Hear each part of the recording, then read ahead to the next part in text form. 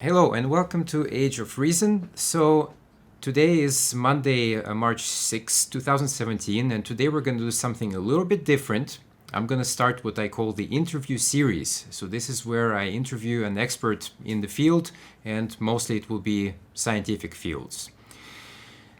So today I have the great honor and pleasure to be talking with Dr. John Cook. Dr. Cook is the creator of skepticalscience.com. To date, according to Google Scholar, he has 1,370 citations. He has a PhD in cognitive psychology, and he's currently the research assistant professor at the Center for Climate Change Communication at George Mason University. Joining us now from Washington is Dr. Cook. Good morning. Good morning, JC. How's the weather in Washington? It's weird. I've been here for a month. I just moved here from Australia, and I came expecting the worst in terms of winters. We don't really have winter in Brisbane, Queensland. And it's been freezing one day, warm the next, freezing the next day. I haven't quite figured out what season I'm in yet. Do you think this trend is going to continue into the future with the impacts of climate change? Overall, on average, it will be getting warmer. We'll be seeing less snow. And there is some evidence that weather becomes more variable as we experience global warming, although that's an ongoing debate. So it's difficult to say. Weather is always chaotic. It's a tough thing to predict. Sure. So we're actually going to jump right straight into the first question, which is related to that. And if you can just tell us, what is the difference between weather and climate? Right. I mean, and it really fits in nicely because weather is what we experience and it changes from day to day. And climate is just weather averaged out over time and usually over bigger regions as well, over a region or a country or over the globe. And so weather is chaotic. It is more difficult to predict, although scientists are getting better and better at predicting it as years pass. But climate is a lot more predictable because you are taking the average. It's like rolling a dice. You can't predict what the dice will get once. But if you roll the dice 1,000 times, you can predict that you're going to get 1 a certain number of times and 6 a certain number of times with a fairly good degree of accuracy. Sure. And just a kind of side question. Do the meteorologists and the climate scientists use the same climate models, or do they use different techniques? My understanding is they're actually converging. There was actually an interesting podcast by Graham Redfern. He's got the podcast Positive Feedback, where just this last episode he interviewed a climate modeler from the University of New South Wales, Stephen Sherwood. And Stephen was talking about how climate models are becoming so sophisticated and computers are developing so much power now that climate models are becoming closer and closer to being weather models that they average out over time. In the past, it wasn't quite that high resolution. They weren't getting quite so detailed that they were working out the weather over time. Now they're getting more that way, and so they're just becoming more sophisticated and better at predicting short-term climate change. Sure. That sounds quite familiar, actually. With better technology, we'd get access to better information. It's the same with space telescopes, for example, right? So, okay. So when we speak about climate change, we really have to speak about abrupt climate change because we are causing things to change so quickly over short periods of time compared to climate change, which may have changed before, but took maybe thousands of years to change. How do we know that humans are actually changing the climate? And do you think there will be any benefits to this fast change of climate? The reason why we know that humans are causing climate change is because we see our fingerprints all over the climate system. We're measuring what's happening to our climate in many different ways, using thermometers, using satellites, and we're seeing all these different patterns. And the patterns that we see are exactly what you would expect to see if greenhouse gases are causing the warming. And they also rule out a lot of the natural causes that have driven climate change in the past. So let me give some examples. Satellites are measuring how much heat escapes out of space. And if greenhouse gases are trapping heat, then we should expect to see less and less heat at those exact wavelengths where greenhouse gases absorb heat. And that's exactly what we've seen over the last 4 decades. Less and less heat escaping the space at the wavelengths where greenhouse gases absorb energy. So that's essentially a smoking gun fingerprint. But that's just one. There's many different fingerprints. We see it in the patterns in surface temperature. Winters are warming faster than summers. Nights are warming faster than days. We see the structure of the atmosphere changing. The stratosphere, the upper atmosphere is cooling at the same time that the lower atmosphere is warming. This is what you would expect to see with greenhouse gas warming, and the opposite of what you would expect to see if, for example, the sun was causing warming. Right, right. There are a few benefits, like there are cold areas of the world that as it gets warmer, it enables things like agriculture at high latitudes, for example. And there are fewer cold-related deaths. But the benefits from global warming are far, far outweighed by the negatives. There's so many negative impacts. And it's affecting every aspect of society. It's affecting health, it's affecting infrastructure, it's affecting agriculture. Sea level rise is threatening the hundreds of millions of populations who live on the coast. And there's really no contest. The negatives greatly outweigh any small amount of positives that there might be. Yeah, I think you mentioned the people living on the coast who might be in danger. If you look at countries like Bangladesh, for example, who really rely on, 1 meter sea rise for them is very catastrophic, for example, right? It is. And the big irony with countries like Bangladesh is that they have contributed the least to climate change compared to the industrialized countries. And it was when I realized that I realized that climate change is really a social issue, it's a human issue, it's a justice issue. The people who are most impacted by climate change are the ones who've contributed to the least, and also they're the ones who are least able to adapt to it. And so I see climate change as not just an environmental issue, it's also crucially a human issue and a justice issue. Would you even say that it's a moral issue? Well, yeah, I guess that's another way of saying it's an ethical issue, it's a moral issue. Sure. For me, I really got a fire in my belly about climate change when the penny dropped, and I realized that it was a moral issue, and we as human beings have to make a moral decision on whether we're going to be concerned about this issue, whether we're going to act on it, and whether we're going to talk to other people about this growing issue. Some people, use arguments, or you would call them myths, I assume. Like, for example, they would say climate has changed before, or it's the sun. What is the percentage of public perception of the scientific consensus when we actually know that the scientific community is almost unanimous when it comes to the consensus? It's between 90 to over 97%, depending on the studies. Why do you think the public perception is not as high as it should be? Yeah, so the public perception does vary across country, and most of the studies measuring public perception of climate are done in the US.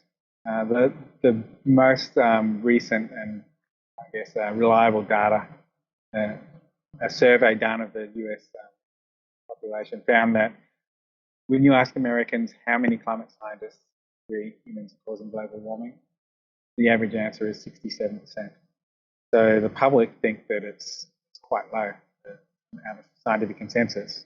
And in reality, it's around 97%, between 90 to 100, but a number of studies have 97% consensus. So there's that big gap between public perception at 67 and the actual 97. Now, the reason why there's this big gap is a couple of reasons. One is that a lot of people just haven't heard of it. It's not something that you would see on TV, like mentioned all the time. It's something that you have to kind of be engaged with the climate issue to really be aware of. But I think more importantly, there's been, for decades now, there's been a concerted effort to misinform the public, to cast doubt on the consensus. Explicitly, they've said in strategy documents amongst groups and people who are casting doubt on the consensus. They're saying if you want to delay policy to mitigate climate change, if you want to stop climate action, cast doubt on the consensus. If people think that the scientists don't agree, they're not going to support climate action. This was back in the 1990s when this strategy was written. So that's nearly 2 decades ago. Decades of misinformation and casting doubt on the consensus has had an impact. The public still think it's only 67%. I think you mentioned in one of the lectures, and I should mention actually what I'm talking about here, is that of course you were the main host of Denial 101X, which is a great course, by the way. It's available on Coursera and edX. edX, not Coursera. Oh, edX. 2 completely different platforms. Yeah, that's true. It's available on edX, and some people might say, well, it's just an online course. It's not very serious. But I spent 3 years in university, and I feel like I wasted most of my time there because it was not very focused into what I was looking for. So these short courses are great, I think, and they're free. So unless you want a certificate, of course, but otherwise they're free and great resource. And thank you again so much for doing it. And just to clarify too, like the course, it's an online course. It's free. It's very accessible to people. But it's also a very rigorously produced course. It was reviewed quite extensively while we were making the course. Before we even had made the course and we announced that we were doing it, the university started receiving complaints. Wow. And so the university was reviewing and double checking, triple checking, quadruple checking our content before it even came out. So it's possibly the most rigorously reviewed online course that's been published online. And we put together a lot of strategies to make it robust. So firstly we had our lectures reviewed by external experts. When I put together a lecture citing studies by scientists, I often got those actual scientists to review them. So it was all accurate. We reviewed it internally at the university, and we also referenced peer-reviewed literature as much as possible and included all those references in the course. I think in one of the lectures you said that the current strategy to cast doubt on the climate consensus was actually developed by the tobacco industry. Is that true, or? Well, I don't know whether they were the originators, but they certainly perfected it. They developed these strategies to cast doubt on science to a degree perhaps not seen before, and implemented it, poured millions of dollars into it to be really effective in confusing the public, and I guess doing exactly the same thing as climate change in that lowering public perception of scientific consensus, making the public think that the scientists didn't agree that smoking causes cancer. And the longer they could delay that, keep that public doubt going, the longer they delayed policies regulating the tobacco industry. It was all about keeping their profits coming in as long as possible. And we're seeing the same thing with climate now. They keep the public confused. They can keep burning fossil fuels, keep selling their products, and keep the profits going just a little bit longer and make a little bit more money, or a lot more money. Right. So in the US right now, there is a very aggressive Republican agenda to ignore man-made climate change. We have a president who thinks it's a hoax, and not just him, but people in his cabinet as well. They want to defund the EPA and other legal environmental safeguards. My question is, can a country effectively decrease its CO2 output despite the top brass promoting the fossil fuel industry? In theory, it might be possible. I think there's a lot going on in the way of climate action independent of the federal government. You've got local governments and state governments acting on climate change. You've got industry acting on climate change. Everyone's waking up. Everyone sees the writing on the wall. They see the need to act, and they see that we're going to be going there anyway. The sooner we do it, the better. And in an industry where it's competitive, the people who get out in front will have an advantage. So there's an air of inevitability about it. But the real question is, how quickly can we make the transition from fossil fuels to clean energy? And it's the slower the transition, the greater the impacts from climate change. There's a really important way to think about climate change is it's not a dichotomy. It's not either we experience climate impacts or we don't. We are going to experience climate impacts. The real question is how much. It's a matter of degrees, literally. And so the quicker we make the transition, the less the impacts we'll experience in the future. The less we commit ourselves to future climate change going decades and centuries into the future, as well as right now. I actually talk to many people, and even the people tell me, for example, that near Tokyo, maybe some decades ago, they used to have snow during winter, and now it's just gone. I was in France during the killer '98 summer, which killed, I think, 50,000 people because of the extreme heat that year.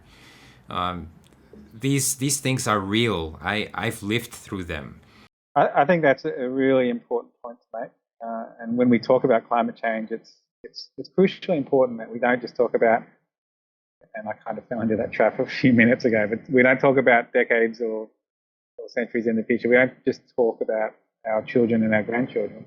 I've just moved here to Virginia, just outside of Washington, D.C.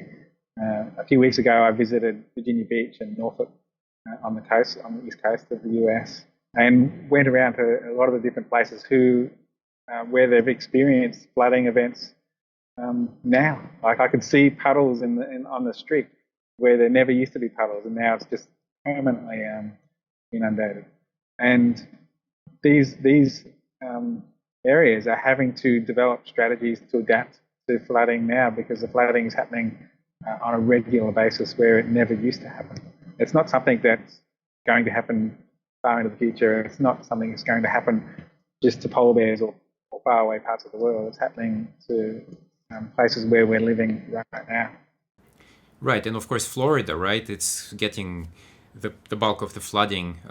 They're actually starting to raise up the city, which is absolutely useless in my opinion. I mean, in a few years, that's going to be flooded as well. So they spent money to raise the city, and just complete waste.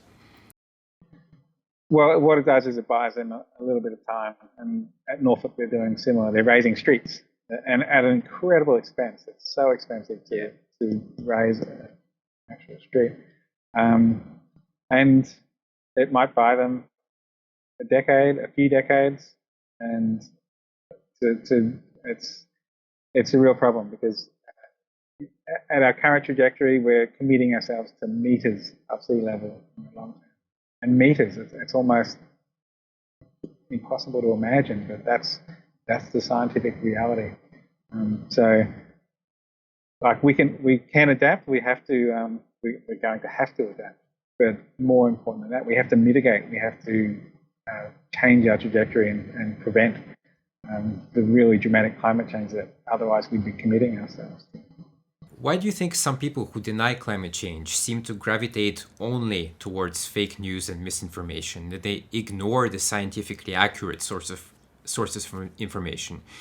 What can be done to move them away from alternative facts to actual facts? You talked about inoculating the people against climate denial. Can you talk a little bit about what it means and how it works and how effective it is? Yeah, there's a lot in that question. There's a lot to unpack. So firstly, it's a universal human condition that we all gravitate towards information that confirms what we already believe, or information that reaffirms our identity or reaffirms our social groups. So that's just what we do. We hear something we like and we go, that's great, I believe that. We hear something we don't like, we fight against it, we argue, we try to find reasons not to believe it, we try to pick holes in it. So that's confirmation bias for things we like, and disconfirmation bias for unpleasant information. Now, in my own research, I've observed this exact thing. In one case, I presented misinformation about climate change to people, and what I found was liberals, people who are politically liberal, progressive, on the left-wing side of politics, when they received misinformation about climate change, it had no impact. They just didn't want to believe it. They engaged their disconfirmation bias. But when conservatives heard misinformation about climate change, casting doubt on the consensus, they were very receptive, and they lowered their belief even lower, and it already was quite low. And so that's an example of people processing information in different ways, and it's also an example of misinformation affecting one group more than another because it confirms their beliefs. So that tells us the way people process information. They not only believe it more readily, but they'll actively go out and find information sources that they like rather than dislike. So, and that's easier than ever to do that these days because we've got the internet, we've got Facebook, we've got cable channels that are so segmented that it's very easy to pick and choose information sources that tell you what you want to believe. That's contributing to this polarized environment more than ever, unfortunately. So that's the problem. So what's the solution to that? Now, in my experiment, for one group, I only showed them misinformation. For another group, I showed them a message before the information. And it was a message that warned them about the nature of it.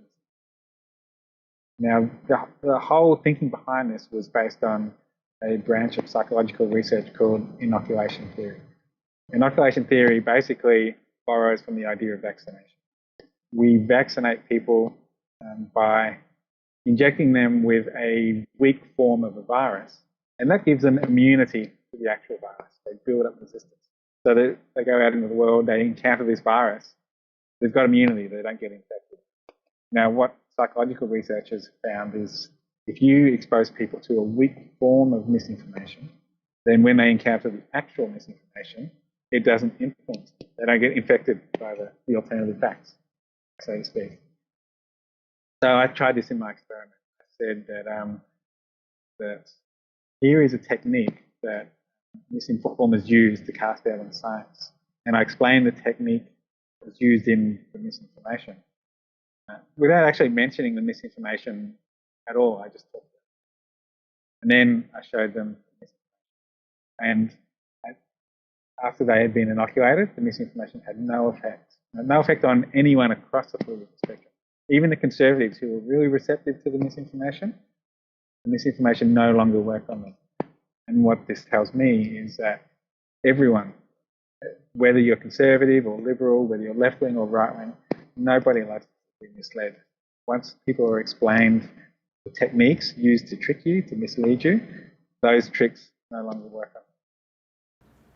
Yeah, that's interesting. So I forgot to mention perhaps that you do have a PhD in cognitive psychology. And so you actually get into people's minds and try to figure out how they think and why they think the way they think. You're making me sound like a mad scientist. Brain alteration, surgery. But I think it's interesting to get into people's minds really and figure out how they think and why they hold certain positions. Oh, absolutely. If you want to be an effective communicator, if you're, for example, engaged with the issue of climate change and you want to talk to people, you want to make a difference, it's crucially important that you are aware of the evidence into talking about evidence, the science of science communication. Because if you're not, then you can be, at best, you might be talking about science or climate change in a way that's not optimal. It's not the most effective way of doing it. Or worse, you could be making things worse. You could be causing your climate messages to backfire or causing people to shut down. There's lots of different reactions that people can have to information about climate change. And if you don't understand the psychology of it, you can either make matters worse or at least not be as effective as you might. Do you think the media is doing a good job reporting on climate change in general? My problem with the media is that, for example, if we watch some kind of news segment, they will invite one person who is well versed in climate science. Usually it's Bill Nye for some reason. And you've obviously seen the John Oliver segment. Of course. And they will also invite somebody who is not even a skeptic, but a denier. So it creates a situation where it's really 50-50. And so it does not represent the scientific consensus. What do you think about that?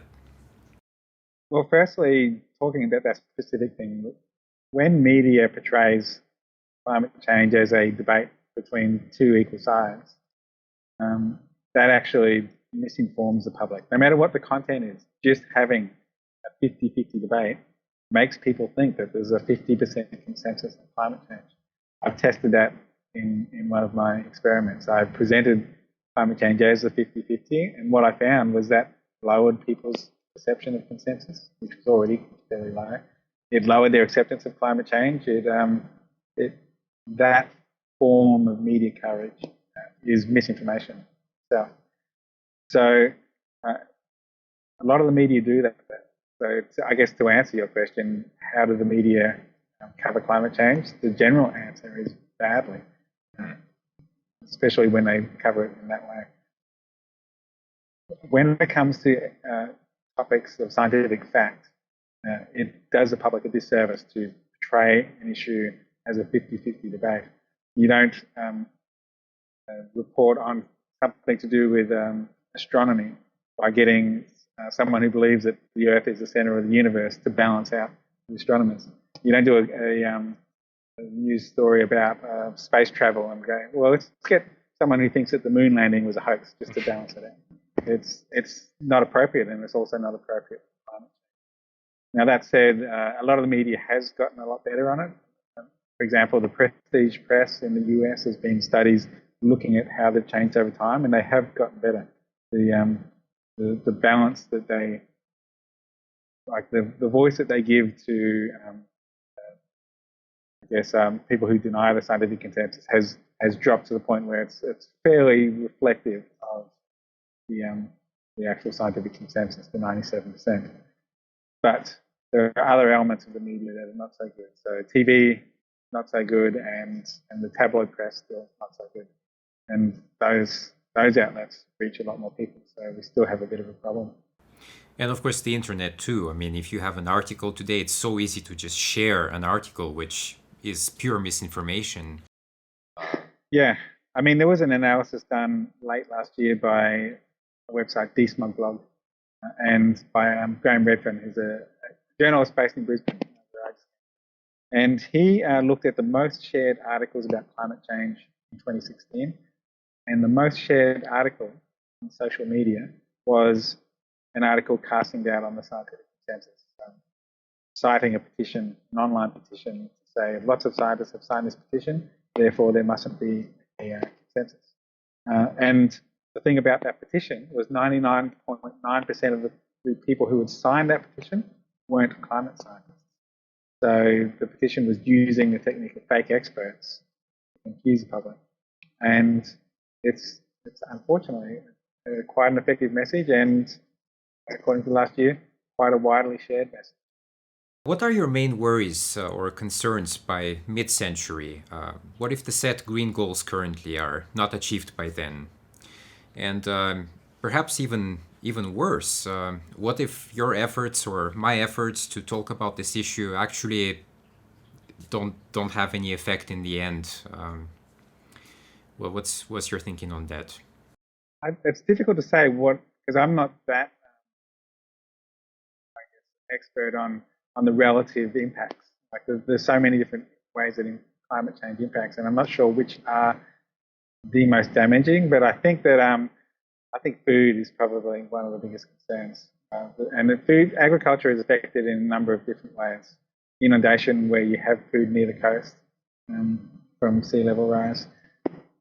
Extreme weather increase, so like drought and by flooding are both intensifying because the water cycle is actually going from this to a much steeper roller coaster ride. And so we're seeing more intense flooding and more intense drought. And that affects agriculture, that affects food, and so that affects people in a really direct way. I think that's probably one of the ways that humans are most impacted. Well, now that while I'm talking about that, I'm also reflecting on the fact that coral reefs are being impacted, and that's not just an environmental issue either. It affects humans in different ways, and like tourism is the obvious thing. Like in Queensland, where I came from, we have the Great Barrier Reef, the tourism industry depends on the reef, and it's millions, billions of dollars every year. But more important than that, coral reefs are these ecosystem hubs. It's fishing industries depend on them for existence. And so, like the Great Barrier Reef, 50% of it has died over the last few decades. Reefs are under great threat from warming oceans and acidification, CO2 being absorbed and acidifying the ocean waters. And so that's threatening fish populations, which is threatening all the communities that depend on fish for food. So again, it comes down to food and how that impacts people. Sure. So just a final question. What are some simple things people can do to reduce their CO2 fingerprints? While I was putting together the MOOC, the online course for climate change, I asked all the experts, either climate experts or people looking at solutions, what do you say when people ask you, what can I do to make a difference? And it was really interesting. There was a whole range of different things, but you could really group the answers into two things. The first thing is I call the walk-the-walk answers, and that's just reducing your own carbon footprint in different ways, whether it's just living more environmentally friendly, solar panels, or changing your light bulbs, or carpooling, or using public transport rather than driving to work. Just those simple individual actions that reduce your footprint.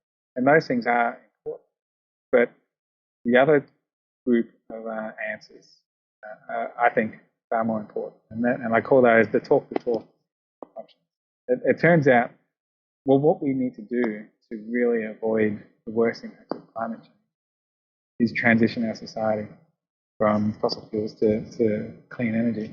And the way that needs to happen is we need to change the way society, the way the public think about climate change. Well, firstly, just make them aware of it and get them supporting climate action. And when the public care, then the politicians will care. And so what we need to do to make that happen is just talk about climate change. Talk to our friends, talk to our families, talk to our elected officials, let them know we care about it. If they realise enough voters care about it, you'll magically find that politicians will start caring about it. And at the Centre for Climate Change Communication, where I work, we recently did a survey that found that even people who are concerned about climate change don't talk about it that much. There's this climate silence, which is a real problem. We need to break that silence. We need to get out there and start talking about this issue. And I think that if enough people talk about it, we will start to build momentum towards the kind of climate action that we need. Sure, and I think the conversations about climate change are increasing in general. Actually, after the last time I talked to you, literally a few minutes after that, there was a live stream from Bernie Sanders and Bill Nye talking about climate change. So the conversation is really expanding, and we need much more of that in the future. Yeah, I hope you're right. I hope that that conversation is building and momentum is building, interest is growing, concern is growing, and that action will follow. Okay, thank you very much. Do you have any final comments?